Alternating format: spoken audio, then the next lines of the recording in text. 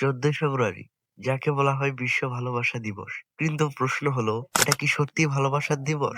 নাকি এটা আমাদের ঈমান, চরিত্র ও সমাজ ধ্বংসের এক নীরব দিবস? 14ই ফেব্রুয়ারি, ভ্যালেন্টাইন্স ডে বা বিশ্ব ভালোবাসা দিবস আসন্ন। সারা বিশ্বের ন্যায় বাংলাদেশেও পালিত হয় ভ্যালেন্টাইন্স ডে বা ভালোবাসা দিবস। অত্যন্ত আগ্রহ ও উদ্দীপনার সহিত এ দিবসটিকে স্বাগত জানাতে প্রস্তুত আমাদের তরুণ সমাজের বিশাল একটি অংশ, যাদের মনের বাসনা এবং আকাঙ্ক্ষা কখন আসবে সেই মাইন্ডক্ষণ, যে মুহূর্তে তারা তাদের প্রিয় মানুষদের হাতে তুলে দিবে একগুচ্ছ গোলাপ। তরুণীরা হলুদ শাড়ি পরে, মাথায় তাজা ফুল গুজে সকাল হতেই বেরিয়ে পড়ে তার প্রিয় মানুষকে ভালোবাসার উষ্ণ অভ্যর্থনা জানাতে। দিনভর তারা কাটিয়ে দেয় তাদের পছন্দের ছেলে বন্ধুর সঙ্গে। পার্কে, রেস্তোরাঁ বা রিসোর্ট, ফাস্টফুড দোকান সহ রঙের ফুচকার দোকানগুলোতেও তাদের উপস্থিতি লক্ষ্য করা যায়। একে অপরকে অশ্লীল ভাবে উপস্থাপন করে থাকে জনসম্মুখে, যেখানে সেখানে অশ্লীল অঙ্গভঙ্গির মাধ্যমে মানুষের নজর কাড়তে দেখা যায় অনেককেই। এগুলো যেন তাদের কাছে আধুনিকতার বহিঃপ্রকাশ।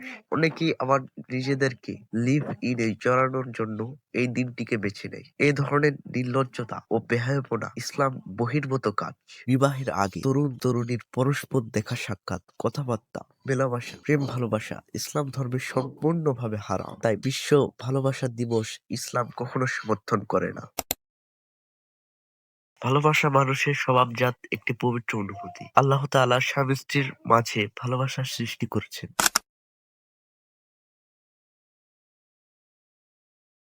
ইসলামে ভালোবাসা মানে দায়িত্ব, ত্যাগ, পবিত্রতা, কিন্তু ভালোবাসার নামে অশ্লীলতা নয়।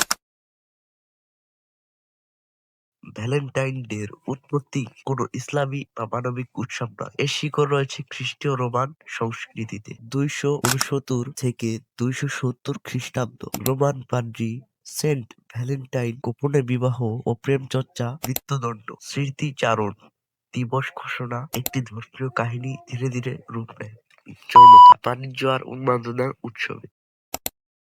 14ই ফেব্রুয়ারি এলেই আমাদের পার্ক, বিশ্ববিদ্যালয়, হোটেল, লেকপার্ক সব জায়গায় দেখা যায় নির্লজ্জতা, বেহায়াপনা, অশ্লীল অঙ্গভঙ্গি, অবৈধ সম্পর্ক। সবকিছু আধুনিকতার নামে বৈধ করা হয়। এটাই কি ভালোবাসা? কোরআনে আল্লাহ তাআলা বলেন,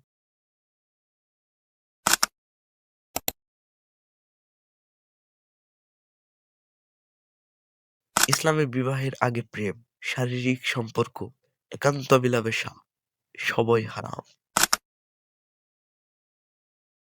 এই দিনটিকে কেন্দ্র করে অশ্লীলতা, ব্যভিচার, চরিত্রহীনতা, বিবাহ বহির্ভূত সম্পর্ক স্বাভাবিক হয়ে যায়। কোরআনে আল্লাহ তাআলা বলেন, যারা মুমিনদের মধ্যে অশ্লীলতা ছড়াতে চায় তাদের জন্য দুনিয়া ও আখিরাতে যন্ত্রণাদায়ক শাস্তি। সূরা আন-নূর আয়াত 19। ইসলাম ভালোবাসা নিষেধ করে না, বরং ইসলাম শেখায় আল্লাহর জন্য ভালোবাসা। প্রতিদিন মা-বাবাকে ভালোবাসা, স্ত্রী স্বামীকে সম্মান, সন্তানের দায়িত্ব, এটাই ইসলামের ভালোবাসা। বিজাতীয় অপসংস্কৃতির বর্জন, ইসলামী আদর্শে ফিরে আসা, বিবাহকে সহজ করা, লজ্জাশীলতা রক্ষা করা, সন্তানদের সঠিক শিক্ষা দেওয়া। ভালোবাসা দিবস নয়, ভালোবাসা হোক প্রতিদিন পবিত্রতা, ইসলামের আলোয়। 14ই ফেব্রুয়ারি ভালোবাসা নয়, বরং বেহায়াপনা থেকে বাঁচার দিন হোক।